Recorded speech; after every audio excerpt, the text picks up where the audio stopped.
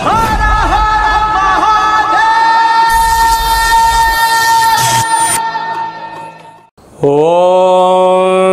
నమః శివాయ.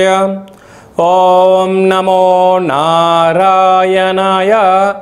నరదృష్టి నివారణ కాల భైరవాయ నమో నమః. ఓం కాళకాలాయ విద్మహే కాళాతీతాయ ధీమహి తన్నో నరదృష్టి నివారణ కాళభైరవ ప్రచోదయాత్. హరి ఓం. ఓం మహాదేవ్యై చ విద్మహే విష్ణుపత్ని చ ధీమహి తన్నో మహాలక్ష్మి ప్రచోదయాత్. హరి ఓం.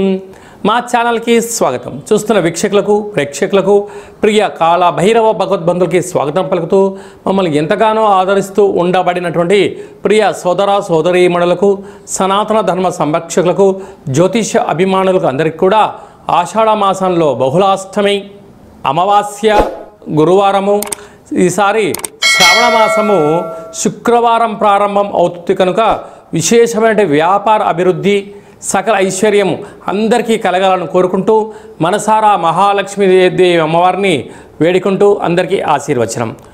16/7/2025 నుండి 31/7/2025 వరకు పుట్టినటువంటి వారందరికీ కూడా ముందస్తుగా జన్మదిన శుభాకాంక్షలు. గతంలో వివాహం చేసుకున్న వారికి వివాహ వార్షికోత్సవ శుభాకాంక్షలు. ద్వాదశ రాశుల్లో గ్రహ గమనాల్ని ఒకసారి వీక్షింపచేద్దాం. వృషభ రాశిలో శుక్ర భగవానుడు స్వక్షేత్రం సంచార స్థితి, మిథున రాశిలో దేవగురు బృహస్పతి సంచార స్థితి, కర్కాటక రాశిలో రవి బుధ సంచార స్థితి, బుధాదిత్య రాజయోగము, సింహరాశిలో కుజుడు మరియు కేతు సంచార స్థితి, కుంభరాశిలో రాహు సంచార స్థితి, మీనరాశిలో శని భగవానుడి యొక్క సంచార స్థితితో ద్వాదశ రాశుల్లో గ్రహ గమనాలు ఈ విధంగా ఉన్నాయి. కర్కాటక రాశి వారు ఆషాఢమాస బహుళాష్టమి అమావాస్య గురువారము పుష్యమీ నక్షత్ర సందర్భంగా గురు పుష్యార్క యోగాన్ని ఎలా పొందాలి, శ్రావణ మాసము మొదటి శుక్రవారము ప్రారంభమవుతుంది కనుక అమ్మవారి యొక్క కృపా కటాక్ష వీక్షణ ఎలా పొందాలో ఈ వీడియోలో సవివరంగా సంపూర్ణంగా తెలుసుకుందాం. కర్కాటక రాశిలో ఏ నక్షత్రాలు వస్తాయి అనగా పునర్వసు నక్షత్రంలోని చివరి పాదమైన 4వ పాదము, పుష్యమీ నక్షత్రంలోని 4 పాదాలు, ఆశ్లేష నక్షత్రంలో 4 పాదాలు కలిపితే కర్కాటక రాశి. రాశాధిపతి చంద్రభగవానుడు. వీరికి 27 సంవత్సరముల తర్వాత అద్భుతమైనటువంటి గురు పుష్యార్క యోగము కలుగుతుందని చెప్పి గమనించాలి. మనకు 12 ఏళ్ళకోసారి పుష్కరాలు అంటూ ఉంటారు. అలా వ్యయంలో దేవగురు బృహస్పతి ఉండగా దేవగురు బృహస్పతి యొక్క నక్షత్రము గురువారం రోజు ఈ రాశిలో ఉండబడిన నక్షత్రమైనటువంటి పుష్యమీ నక్షత్రము అమావాస్య ఆషాఢ అమావాస్య రావడం అనేటువంటిది చాలా అరుదుగా వస్తూ ఉంటుంది కనుక వీలైనంత వరకు ఈ కర్కాటక రాశి వారు ఈ అదృష్టాన్ని ఎలా సొంతం చేసుకోవాలో మానవ ప్రయత్నం చేసుకోగలగాలి. అలాగే రాశిలోనే ఆత్మకారకుడు రవి, బుద్ధికారకుడు బుధ భగవానుడు సంచారం చేయడం వలన ప్రభుత్వ ఉద్యోగ ప్రయత్నం చేసేవారికి ఇది చాలా శుభ తరుణం. అలాగే తల్లిదండ్రులు కానీ మీకు అమ్మగారి తాలూకు కానీ నాన్నగారి తాలూకు కానీ అలా ప్రభుత్వ ఉద్యోగం రాకుండా అడ్డంకులు ఉండబడిన వారు ఈ పక్షం రోజుల్లో ప్రయత్నం చేస్తే అద్భుతమైన విజయం కర్కాటక రాశి వారికి సొంతం కాబోతుంది. అదే కాకుండా రాశిలోనే రవి భగవానుడు ఉండడం వలన మీ జన్మ నక్షత్రం రోజున అష్టమి అమావాస్య తిథుల ఎందున దూరవాయు జల ప్రయాణాలు పెట్టుకోవద్దు, తస్మాత్ జాగ్రత్త అని చెప్పి జ్యోతిర్విజ్ఞానం తెలియచేస్తుంది. 2వ స్థానంలో కుజ భగవానుడు మరియు కేతు సంచార స్థితి ఉండడం వల్ల ఒకవైపు రాశిలోనే రవి 2లో కుజుడు ఉండడం వలన కుజదోష ప్రభావం కారణం వలన దయచేసి అప్పులు ఇవ్వద్దు, అప్పులు తెచ్చుకోవద్దు. ఉండబడినటువంటి వాటితోనే సర్దుకుపోగలిగినట్లయితే రాబోయేటువంటి బంగారు భవిష్యత్తులు మీ సొంతం అవుతూ ఉంటాయి. కానీ అన్ని రాశులతో పోల్చుకుంటే కర్కాటక రాశి వారు చాలా అదృష్టవంతులు. ఎందుకనగా ఎదుటి వ్యక్తిని మాట్లాడేటువంటి విషయంలో వాళ్ళ దగ్గర ఎంత ధనం ఉంది, ఎంత జ్ఞానం ఉంది, ఎంత సంపద ఉంది, ఆ వ్యక్తి నాకు ఉపయోగపడతాడా లేదా అని చెప్పి క్షణాలలో పసిగట్టేటువంటి శక్తి ఈ కర్కాటక రాశి వారికి ఉంటుంది. కనుక మీ దగ్గర అపారమైన బ్రహ్మజ్ఞానం ఉంది, కానీ అనవసరంగా వాటిని దుర్వినియోగపరచుకోగలిగితే చాలా మంచి కాలము అని చెప్పి కూడా మీరు గమనించాలి. అదే కాకుండా అష్టమంలో రాహు, దయచేసి అప్పులు ఇచ్చారా తిరిగి రావు. తెచ్చుకున్నారా, వాడెళ్ళి పోలీస్ స్టేషన్లో కేసు పెట్టడం, మిమ్మల్ని కోర్టు మెట్లెక్కించడం, బంధువులలో, మిత్రులలో, స్నేహితుల్లో మీకు గౌరవాన్ని తగ్గించుకునే పరిస్థితి ఉంటుంది.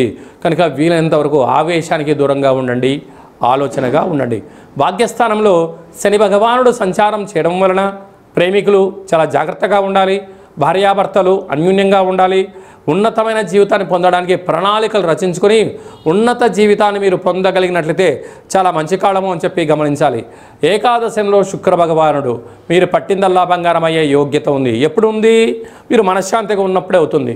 వ్యయంలో దేవగురు బృహస్పతి సంచారం అవడం వలన ఆధ్యాత్మికంగా ఉండడం, తెల్ల జిల్లేడు వృక్షం దగ్గర మీరు కూష్మాండ దీపాన్ని పెట్టడం, ఒక 11 ప్రదక్షిణాలు చేయడం, శక్తి కలిగితే ఆ వేరును తీసుకొచ్చి ఇంట్లో పెట్టినట్లయితే మీతో పాటు 7 తరాల వరకు అద్భుతమైనటువంటి గురు పుష్యార్క యోగం కలుగుతుందని చెప్పి కూడా గమనించాలి.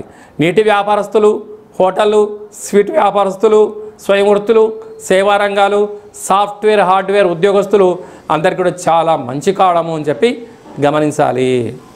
జూలై మాసంలో ద్వితీయార్థంలో ముఖ్యమైనటువంటి పండుగల గురించి క్లుప్తంగా సవివరంగా సంపూర్ణంగా తెలుసుకుందాం.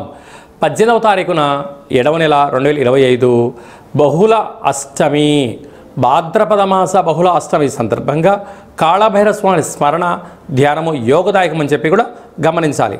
అలాగనే మనకు 24వ తారీఖున గురువారము పునర్వసు పుష్యమి నక్షత్ర సందర్భంగా గురు పుష్యార్క యోగ అమావాస్య అంటారు. అనగా అర్కము అనగా తెల్ల జిల్లెడి యొక్క వృక్షము. కనుక తెల్ల జిల్లెడి వృక్షం దగ్గర దీపం పెట్టడం, పరిస్థితి అనుకూలించినట్లయితే ఆ తెల్ల జిల్లెడి యొక్క వేరును తీసుకుని వచ్చి వాటిని బాగా శుద్ధి చేసి పసుపు కుంకుమ సింధూరాన్ని పోసి ఇంట్లో పెట్టుకున్నట్లయితే అద్భుతమైన విపరీతమైన రాజయోగం కలుగుతుందని చెప్పి గమనించగలగాలి. శ్వేతార్కము అంటే తెల్ల జిల్లెడి యొక్క వేర్లలో వినాయకుడి స్వరూపం ఏర్పడి ఉంటుంది. అలాంటి వేరును ఇంట్లో మనం ఉంచుకోవడం వలన, ఆ స్వరూపాన్ని ఇంట్లో ఉంచుకోవడం వలన విద్యలో, ఉద్యోగంలో, వ్యాపారాలలో, రాజకీయాలలో, సకల కార్యక్రమాలలో తిరుగులేనటువంటి జీవితం మీ సొంతం చేసుకుంటారని చెప్పి గమనించాలి. అందరికీ ఆ యొక్క శ్వేతార్క వరసిద్ధి మహాగణపతి స్వామికి ఆశీస్సులు ఉండాలని కోరుకుందాం. అందరికీ ఎవరికి ఎలాంటి అష్ట కష్టాలు లేకుండా అష్టైశ్వర్య ప్రాప్తిని కలిగించాలని కూడా మనసారా కోరుకుందాం. అలాగనే ఈ సంవత్సరం మనకు శ్రావణ మాసము మొదటి శుక్రవారంతోనే ప్రారంభమవుతుంది.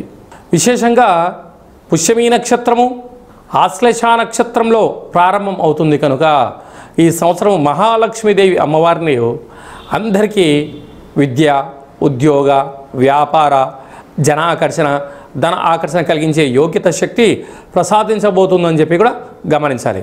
కనుక మనం అందరము కూడా వీలైతే మనం శుక్రవారం పూట అమ్మవారిని స్మరించడం, ధ్యానించడం, లక్ష్మీదేవి పూజ చేసుకోవడం వలన సకల ఐశ్వర్యాలంతా కూడా మన సొంతమవుతాయని చెప్పి గమనించాలి.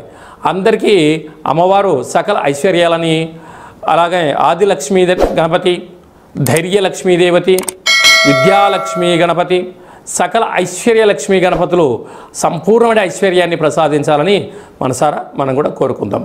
మీ వ్యక్తిగత జాతకం తెలుసుకోవాలనుకుంటున్నారా? మీరు పుట్టినటువంటి తేదీ, నెల, సంవత్సరం, సమయం రాసి మీరు పంపించగలిగినట్లయితే 100 సంవత్సరాల జాతకాన్ని సవివరంగా సంపూర్ణంగా వ్రాసి పంపించి మీరు పుట్టినప్పుడు గ్రహ గమనాలు ఎలా ఉన్నాయి, ప్రస్తుతం ఎలా ఉంటున్నాయి, రాబోయే కాలం ఎలా ఉండబోతున్నాయో సవివరంగా సంపూర్ణంగా తెలియజేయడం జరుగుతుంది. చాలామందికి పుట్టినటువంటి కాల సమయంలో డేటా బర్త్లు లేనటువంటి కారణం వలన పేరు యొక్క మొదటి అక్షరాన్ని అనుసరిస్తూ, అలాగనే మీకు రమణ శాస్త్రం ద్వారా అనగా గవ్వళ ద్వారా భూత, భవిష్యత్, వర్తమానాన్ని కాళభైరవ ఉపాసన చేత తెలియజేయడం జరుగుతుంది. కనుక జాతకాన్ని తెలుసుకుందాం. జీవితంలో ఉండబడినటువంటి అడ్డంకులను తొలగించుకొని అద్భుతమైన బంగారు భవిష్యత్తు జీవితం స్వాగతం పలుకుదామని కోరుకుందాం. కనుక ఆసక్తి గలవారు అపాయింట్మెంట్ తీసుకొని సంప్రదించగలరు.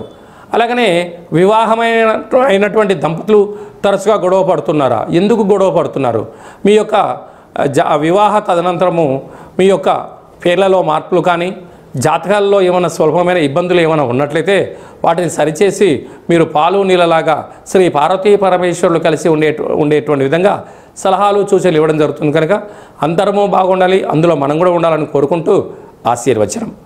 ఓం శతమానం భవతి శతాయు పురుష సతేంద్రియ ఆయుష్యేవేంద్రియే ప్రతిష్టతి ధనం ధాన్యం బహుపుత్రలాభం శత సంవత్సరం దీర్ఘమాయు సర్వే జనా సుఖినో భవంతు లోకా సమస్తా సుఖినో భవంతు సర్వం శ్రీ మహాలక్ష్మీ దేవతార్పణమస్తు.